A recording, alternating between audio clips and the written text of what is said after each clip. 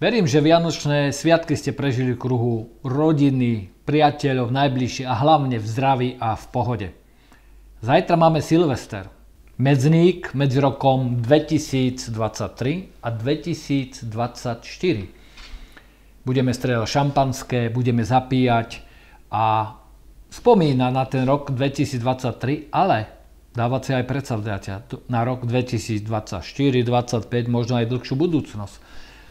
Už máte pripravené, čo by ste chceli robiť, zažiť, vlastniť, byť súčasťou niečoho v roku 2024? Nie? Tak o tom sa dnes pobavíme.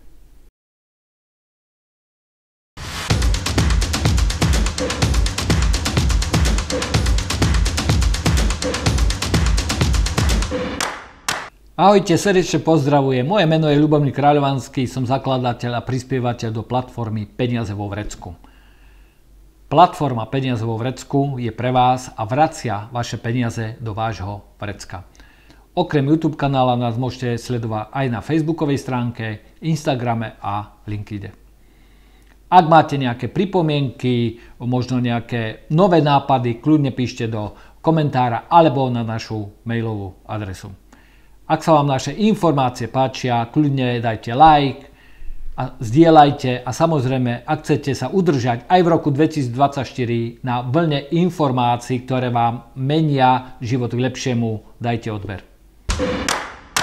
Dnes nebudem hovoriť ani o dôchodkoch, ani o investíciách, ani o majetku, ani o poisteniach. Dnes sa pobavíme o vás. Dnes sa pobavíme o tom, že ak toto video sledujete ešte pred Silvestrom, možno čo by ste si mali prijať, aké by mali byť tie želania, aby tým, že človek potom Silvestri, no neklame si, trošku vytriezve, tak už ani nevie, aké mal polnočné želania, už ani nevie, že čo si dal, alebo potom si povie, to nebolo dobré, to nestám, to nedám, na to nemám a tak. A príde 1., 2., 3., 4. januára a je po našich snoch a cieľoch.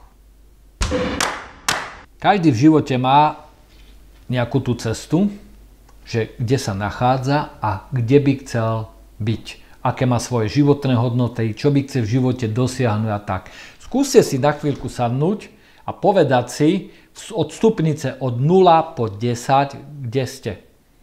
A nie ste v desiatke, možno dajte si otázku, prečo tam ešte nie som. Čo som robil zle, alebo čo musím zmeniť v živote, aby som tam bol. Sadnite si do kresla, vyložte si nohy, možno dajte si dobrý drink, čaj, kávu alebo niečo. Urobte si absolútne pohodlie, zatvorte si oči a predstavte si, že tie vaše ciele, sny, ktoré snívate, ktoré máte, že už sa túto dobu, tento čas splnili. Predstavte si, že ak snívate o dovolenke, že ste na pláži, v mokrom piesku sa vám zabárajú nohy, vietor pofúkuje, teplá slaná voda, idete na drink, zaplávate si a užívate si to, čo máte. Alebo chcete nové auto, predstavte si, že rukou idete do vrecka a čo tam nájdete? No predsa kľúče od vášho nového vysnívaného auta. Idete von, sadnete, zoberiete celú rodinu a urobíte si v ňom výlet. Alebo chcete mať vysnívaný byt alebo dom. Predstavte si, otvárate dom, vôňa domova, hrá príjemná vaša hudba. Vidíte tam všetko, čo chcete mať. Fotky celej rodiny. Fotky z dovoleniek. Každý člen rodiny má svoju izbu vysnívanú s nábytkom, zariadenú tak, ako chce. Aké by to bolo? A možno teraz poďme do reality. Prečo to ešte nemáte? Možno ste na tej správnej ceste. Možno raz si poviete, že to budete mať. 90% ľudí na Slovensku žije na ostrove Raz. Raz to bude mať, raz sa mi to podarí, raz budem toľko zarábať a tak ďalej. Ten ostrov Raz sa plní čím ďalej, tým viac. Ale viem, ako vás z toho dostať. Začnite snívať, majte túžbu Vzdelávajte sa a premente svoje sny na ciele. Ako? Jednoducho. Všetko, o čom snívate, napíšte si na papier. Aj to, čo sa vám zdá nemožné, aj nerozmýšľajte o tom, či na to máte peniaze, či je vhodná doba alebo nie. Všetko si napíšte na papier. Ja som si to napísal a mne v tomto smere veľmi pomohla kniha od Napoleona Hilla. Mysli a zbohatni. Ja túto knihu nečítam, ale ja ju študujem. Študujem, počiarkujem si tam a toto je môj almanách na mojím životom za mojimi snami. Ako ste vy na tom? Netreba sa rozhodnúť hneď teraz. Treba urobiť ten prvý krok. Treba si to spísať a začať.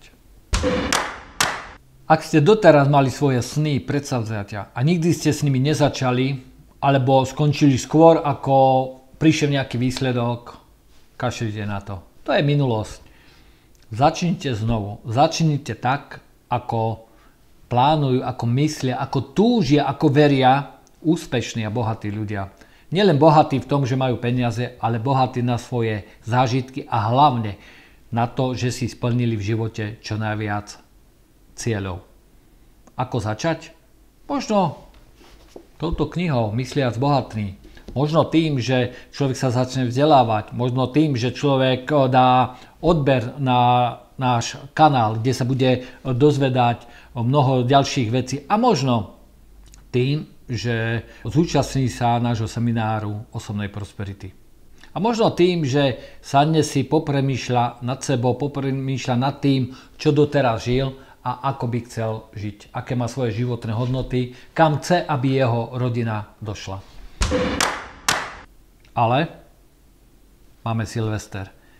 Končí rok 2023, začína rok 2024.